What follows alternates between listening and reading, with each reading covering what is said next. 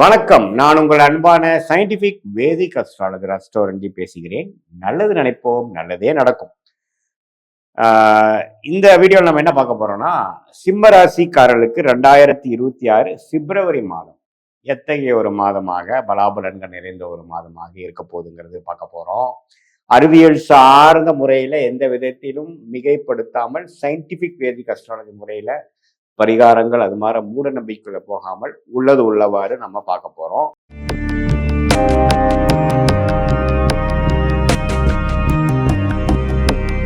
இப்ப பாருங்க, ஆண்டு கிரகமாகிய குரு 11ஆம் இடத்திலே சிம்மராசிக்காரனுக்கு நீடித்திருக்கிறார் பிப்ரவரி மாதம் முழுவதும். அஸ்தம சனி போய்கொண்டிருக்கிறது சிம்மராசிக்காரர்கள் பிப்ரவரி மாதம் முழுவதும் அந்த பாதிப்பு இருக்கதான் போகுது. அதே சமயத்துல 7ஆம் இடத்துல ராகும் ராசிக்குள்ள கேதுவும் நீடித்திருக்கிறார். சரி, இப்ப மாத கிரகமாட்சி எப்படி இருக்குன்னு பாத்தீங்கன்னா, ராஜயோகாதிபதி 6ஆம் இடத்துல வலுக்குது, நல்ல விஷயம்.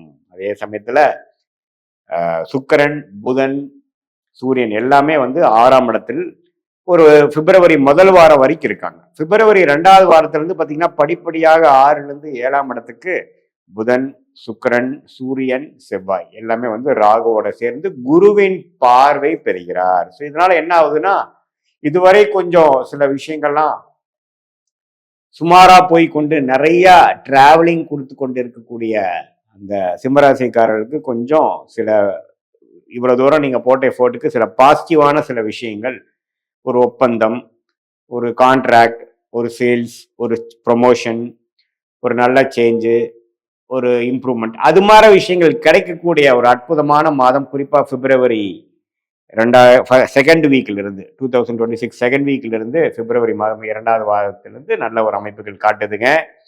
ஸோ இதுல பாத்தீங்கன்னா, உங்களுடைய தொழில் முனைவோர், மார்க்கெட்டிங் லைன்ல இருக்கிறவங்க, வேலைக்கு போயிட்டு இருக்கிறவங்க, வேலைக்கு ட்ரை பண்ணிட்டு இருக்கிறவங்க, அவங்களுக்கு எல்லாமே பாத்தீங்கன்னா கொஞ்சம் நல்ல டக்குன்னு சில ஆப்பர்ச்சுனிட்டி உங்களை தேடி வரக்கூடிய அமைப்பு, சில வாய்ப்புகள் எதை நீங்க எதை நோக்கி நீங்க மைண்ட் செலுத்தி நீங்க முயற்சிகள் செய்து கொண்டு இருந்தீர்களோ அதே அமைப்புகள் உங்களை தேடி வரக்கூடிய அமைப்புகள் உண்டு. அதை நீங்க கரெக்டா யூஸ் பண்ணிக்கணும். அதே சமயத்துல ராஜயோகாதிபதியாகிய செவ்வாயே 7ஆம் இடத்துல போய் இவனோட பாக்குறதுனால கொஞ்சம் கோவங்கள், நிதானம் இல்லாத ஒரு தருணங்கள், அது மாதிரி சில விஷயங்கள்லாம் வரக்கூடிய அமைப்புகளும் உண்டு. அதாவது கிளையண்ட்ஸு, கஸ்டமர்ஸ், கொலீக்ஸ், அன்றாட மீட் பண்ணக்கூடிய நபர்கள், நண்பர்கள், அது மாதிரி விஷயத்துல கொஞ்சம் கோபதாபங்கள்லாம் வந்தாலும் கொஞ்சம் பொறுமையா போய் வீரத்தை காட்டிலும் விவேகமே பெரிது அப்படிங்கிற மாதிரி அமைப்புல போனீங்கன்னா நல்லாவே இந்த அஸ்தம சனி தாக்கங்கள் நிறைந்த ஒரு தருணமாக சிம்மராசிக்காரர்களுக்கு அதிக அலைச்சல்கள், நட்பு பாராட்ட முடியாத ஒரு அமைப்பு, குடும்பத்துல ஒரு நிம்மதியான ஒரு அமைப்பு இல்லாமல் ஒரு மாதிரியாக, அதாவது ஒன்னா ஸ்ட்ரெஸ் அல்லது பண விஷயங்கள் அல்லது உடல் நல விஷயங்கள், உறவுகள் விஷயங்கள், தொழில் விஷயங்கள், நிதி விஷயங்கள், பண விஷயங்கள் எல்லாத்துலேயுமே கொஞ்சம் ஒரு மாதிரியான திருப்தி இல்லாத ஒரு அமைப்பை கொடுக்கக்கூடிய அமைப்பு தான் அஸ்தம சனி. இதுல பெரிய முயற்சிகள், ஒரு பெரிய ரிஸ்க்கு, பெரிய முதலீடு அதெல்லாம் பண்ணக்கூடாது. பேசிக்கலா நம்ம பண்ண வேண்டிய விஷயத்தை கொஞ்சம் அப்படியே சிரத்தையாக டியூ டெலிஜென்ஸோட நம்ம செய்யும் பொழுது ஓரளவுக்கு பிரச்சனை இல்லாம வந்துடலாம். இந்த அஸ்தம சனி நடக்கும் பொழுது பெரிய ஒரு முயற்சிகள், புதுசா ஒரு இனோவேட்டிவா பண்றதெல்லாம் பண்ணீங்கன்னா தவறா போவதற்கோ அல்லது அதுல வரக்கூடிய லாபங்கள் வருவதற்கு ரொம்ப டைம் ஆகுது அப்படிங்கிற மாதிரி விஷயங்கள்லாம் கொடுத்துரும். ஸோ அதனால வீரத்தை காட்டிலும் வேகத்தை காட்டிலும் விவேகமாக பொறுமையாக செல்வீரே. ஆனால் இந்த பிப்ரவரி மாதமும் சில நல்ல வாய்ப்புகள், நல்ல ஒரு சில கனெக்ஷன்ஸ், நல்ல தொடர்புகள், நல்ல ஒரு மேன்மை, வேலையில இருந்தாலும் சரி, தொழிலா இருந்தாலும் சரி, கல்யாண விஷயங்கள், வெளிநாடு விஷயங்கள் எல்லாத்துலேயுமே ஓரளவுக்கு பாசிட்டிவா வரக்கூடிய எல்லா ஏஜ் குரூப்புக்குமே ஓரளவுக்கு அஷ்டம சனி தாக்கத்தில் இருக்கிறவங்களுக்கு ஏதோ கொஞ்சம் சில விஷயங்கள் நடந்ததுராப்பா அப்படிங்கிற மாதிரி ஒரு பாசிட்டிவான ஒரு விஷயங்கள் கொடுக்கக்கூடிய ஒரு மாதமாக சிம்மராசிக்காரர்களுக்கு 2026 மார்ச் மாதம் இருக்குதுங்க. பிப்ரவரி மாதம் இருக்குது, அதை மறந்துடக்கூடாது. ஸோ அதனால இப்போ போக்குவரத்துல போகும் பொழுது, வண்டி வாகனம் செலுத்தும் பொழுது, இரவு நேரம் போகும் பொழுது நம்ம கேர்ஃபுல்லா இருக்கணும். ஏதோ ஒரு நினைச்சிட்டு போய் நம்ம மறந்துடக்கூடாது. சிரத்தை இல்லாமல் செயல்பட முடியாது. பேச்சு விஷயத்துல கவனமாக இருக்கணும். புதுசா ஒரு நபரை மீட் பண்ணும் பொழுது அவங்களுடைய ட்ராக் ரெக்கார்டெல்லாம் செக் பண்ணிட்டு தான் நீங்க அவங்களுக்கு வேணுங்கிற சில பரிவர்த்தனையா இருக்கட்டும், பணம் அனுப்புறதா இருக்கட்டும், குடுக்கல் வாங்கலா இருக்கட்டும், டக்குன்னு ஏதோ ஒரு ஆர்டர் கிடைக்குதே, ஒரு வாய்ப்பா வருதேன்னு நீங்க வந்து செயல்படக்கூடாது. எல்லாமே வந்து பொறுமையா போகணும். ஏன்னா ஏமாந்தோம்னா ஸ்கேம்ல போய் மாட்டுறது, தேவையில்லாம அவசரப்பட்டு அதுக்கப்புறம் பிற்காலத்துல வந்து கொஞ்சம் ஃபீல் பண்றது அப்படிங்கிற மாதிரி அமைப்பை கொடுக்கக்கூடிய ஒரு தருணமாக சிம்மராசிக்காரர்களுக்கு இருக்கு. அதே மாதிரி மூத்த சீனியர் சிட்டிசன் சிம்மராசிக்காரர்கள் கொஞ்சம் கேர்ஃபுல்லா இருக்கணும். பாத்ரூம் அது மாதிரி விஷயத்துல போகும்பொழுது ஏதோ நினைச்சிட்டு போகக்கூடாது. கீழே தண்ணி இருக்கா இல்லையான்னு பார்க்கணும். திடீர்னு உங்களை ஏமாறக்கூடிய ஒரு நீங்க எதிர்பார்க்காத டைம்ல ஏதோ ஒன்று வலிக்கட்டு விழுகிறது, காலில் அடிபடுறது, அது மாதிரி விஷயங்கள்லாம் நடக்கக்கூடியனால நம்மவே கவனமா பொறுமையா நம்ம மன உளைச்சல் இல்லாமல் கொஞ்சம் பொறுமையா தியானம் பண்ணி கொஞ்சம் மெடிடேஷனோட கொஞ்சம் தெளிவோட இருக்கும் பொழுது வரக்கூடிய ஆபத்திலிருந்து நம்ம தப்பிச்சிக்கூடிய அமைப்புகள் கொடுக்குதுங்க.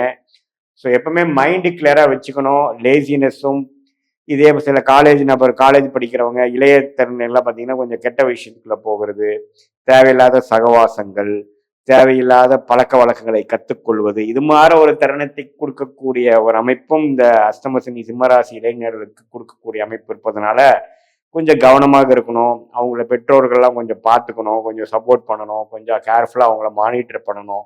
அது மாதிரி அமைப்புகள்லாம் கொஞ்சம் இருக்கு. ஸோ அதே மாதிரி பெண்கள், இளைய வயதிய பெண்கள்லாம் பார்த்தீங்கன்னா நீங்கள் வந்து எதிர்பாலனத்தினோட பழகும் பொழுது நம்ம அவங்க நம்பிக்கையோட சிலதெல்லாம் பேசிக்கிறது, சிலதெல்லாம் அனுப்புறது, அதெல்லாம் நீங்கள் பண்ணக்கூடாது. நம்ம கேர்ஃபுல்லாக இந்த தருணத்தில் யாரும் நம்பக்கூடாமல் கேர்ஃபுல்லாக இருக்கக்கூடிய அமைப்பாக இருக்குதுங்க. ஏன்னா ராகு 7ஆம் இடத்துல வருகிறார். என்னதான் குருவின் பார்வையில் இருந்தாலும் செவ்வாய், ராகு, புதன், சூரியன் எல்லாம் சேருவது ஒரு வித பாவத்துவத்தை கொடுக்கறதுனால ஏதோ கொஞ்சம் பட்டதுக்கு அப்புறம் தான் கொஞ்சம் தெளிவு வந்ததுங்கிற மாதிரி விஷயம் சில சிம்மராசிக்காரர்களுக்கு கொடுத்துரும். ஸோ அதனால கொஞ்சம் கேர்ஃபுல்லாக எல்லா விஷயத்துல இருக்கும் பொழுது நம்ம கொஞ்சம் நல்ல பலன்களை இருந்து தீய பலன்களை அவாய்ட் பண்ணி வரக்கூடிய அமைப்புகள் இருக்கு. இது பொதுவான ஒரு கோச்சார் அமைப்பு பலன்களை ஒழிய உங்களுடைய பிறந்த தேதி, பிறந்த நேரம், பிறந்த ஊரை வைத்து வரக்கூடிய அந்த ஜாதகத்தை வைத்து நம்ம பார்க்கும் பொழுது தசாபுக்திகள் என்ன போய்கொண்டிருக்கிறது, நீங்க என்ன லக்னத்துல பிறந்தீங்க, சிம்ம ராசியில பிறந்திருந்தாலும் என்ன லக்னம், சிம்ம லக்னமா வேற என்ன லக்னம், அந்த லக்னாதிபதி எப்படி இருக்கிறார், என்ன தசாபுக்திகள் போய்கொண்டிருக்கிறது, யோகமான தசைகளா, நான் சொன்ன இந்த பலன்கள் வந்து ஒன்றும் கொஞ்சம் சற்று பிரச்சனைக்குரியதாக கொஞ்சம் கூடுதலா இருக்குமா அல்லது கம்மியா குறையுமா அப்படிங்கிறதெல்லாம் நம்ம வந்து உங்க தசாபுக்திகளை வைத்து பார்க்கும் பொழுது உண்மையுமே துல்லியமான பலன்கள் அடுத்த வரக்கூடிய ஷார்ட் டேர்ம், அடுத்த 2-3 months எப்படி இருக்க போகுது, அடுத்த ஒரு 1 year 2 year மீடியம் டேர்ம் எப்படி இருக்க போகுது, லாங் டேர்ம் நம்மளுடைய வாழ்க்கை பயணம் எப்படி போக போகுது, எது மாதிரி திருப்பங்கள் நிறைந்ததாக இருக்கிறது, எந்த நேரத்துல எது மாதிரி திருப்பங்கள் எதிர்பார்க்கலாம், எது மாதிரி டைரக்ஷனை நம்ம வாழ்க்கை போகுது, நம்மளுடைய பிராப்தமான தொழில் என்ன, நம்மளுடைய யோகமான துறை என்ன, எந்த படிப்பு நமக்கு நல்லா வரும், எந்த கிரகம் நமக்கு நல்லா இருக்கு அப்படிங்கிற மாதிரி விஷயங்களை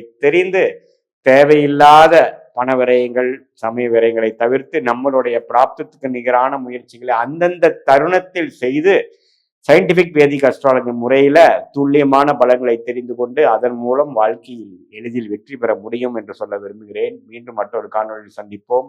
நன்றி, வணக்கம்.